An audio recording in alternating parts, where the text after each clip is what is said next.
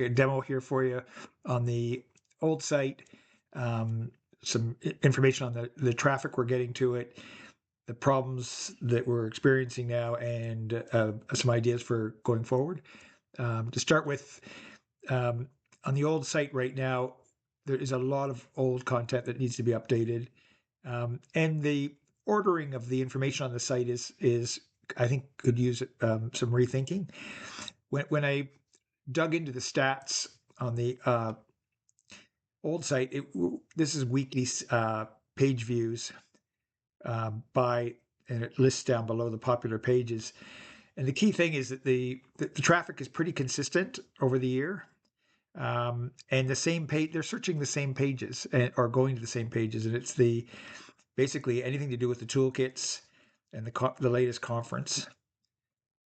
So you've got nice traffic. It's consistent without much work, and everybody's going. 95% of the traffic is going either to the homepage, the toolkit pages, or the last two conferences. The site has some problems right now. You know, the architecture is old and it's not supported, and some things aren't working now. It's fixable on the old platform, but it's not really recommended when the software is not supported. Security could be a problem. Plus, some things just don't work. And one of the things that doesn't work now is the drop-down menu. When you click on that, when you're on a phone, it should open up, and it's not. So people are still getting to the toolkits, but you have to go down the page and find it and go in. So it's not the best solution. We certainly can improve on that. What I've done is in the toolkit area, there is under each of the pedals, there's a whole section, and mainly PDFs and documents.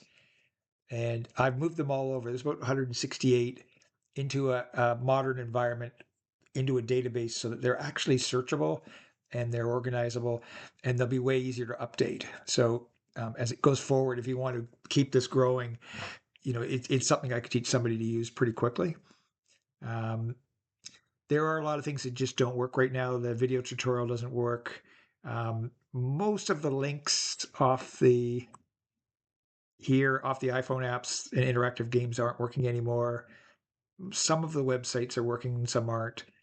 Most of the YouTube videos are okay, but there is definitely a lot of places where it just goes to an empty page.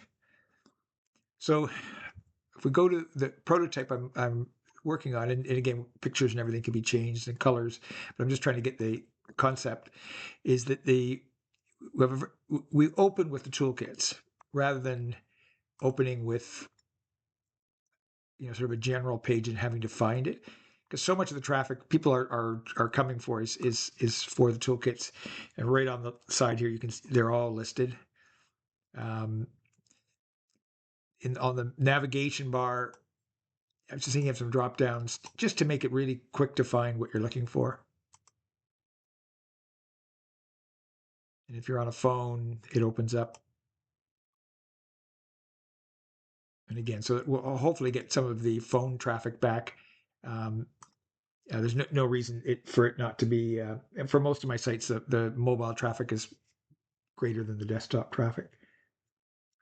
Okay, so if we look at here, so in the prototype, I've loaded them. So if we go to one of the categories and we click, and behind it, there's a PDF that you get to, and then you just click the back button and you're back into the list. So I didn't change anything. All the categories are the same. The only thing I've done that's different is I've brought in the external online resources by category. So this Jack and Jill have ADHD. It naturally falls into the ADHD category. In the old system, you had to go over here, and it wasn't grouped in with its topic. So I think it's just so much simpler to work. Everything when you're looking at ADHD is on one page. And you also have the ability in this, because it's a database, to actually do a search that's will search the keyword ADHD. And I think that'll really help when you get up into hundreds and hundreds of documents, that you're able to find them quickly. conferences here, and I uploaded the 2024 and 2023, which is getting most of the web traffic. There's not much going past that. When the conference has been scheduled, we can put a big banner up here above the top nav bar to advertise for it. But what you end up with is a site that's really focused on the toolkits, and I think very easy for people to use and to find. It doesn't. We won't need to record another video on how to use it. It's you just basically go and click, and it will work on phones. The Webflow environment's really great because they back it up. They update the software, so you don't have to worry about it. It's like a Tesla; it's always being updated. Um, so once you're happy with it, it will just keep running. It has a nice little place where people can edit and make changes. Um, so what I've done is I've loaded all this up, so it's all safely off. I've got an environment. Really, maybe the next step would be to talk about how far you want to go with it. I mean, I would suggest building out these two areas. There are so many good video resources and games in that, and the ones that were on the old site, they've been moved, or I could probably find most of the ones and find out where they've gone to. And I did a project for the National Initiative for Care of the Elderly, where we took old toolkits and converted them. And so about 2 years ago, I went through this, and it's not a big. It's very doable, even for somebody who may not be trained in the area. Once I can get a grasp of what I'm looking for, and we're trying to replace it, it's pretty straightforward. And if you wanted someone to take it on, I could teach them how to do it. Anyways, next step would be to talk just about where you want to go with it. It's safely off.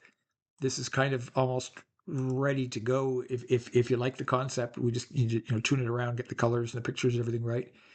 Anyways, I'll follow this up with a email, and we can discuss the costing and the next steps, if that makes sense. Thanks.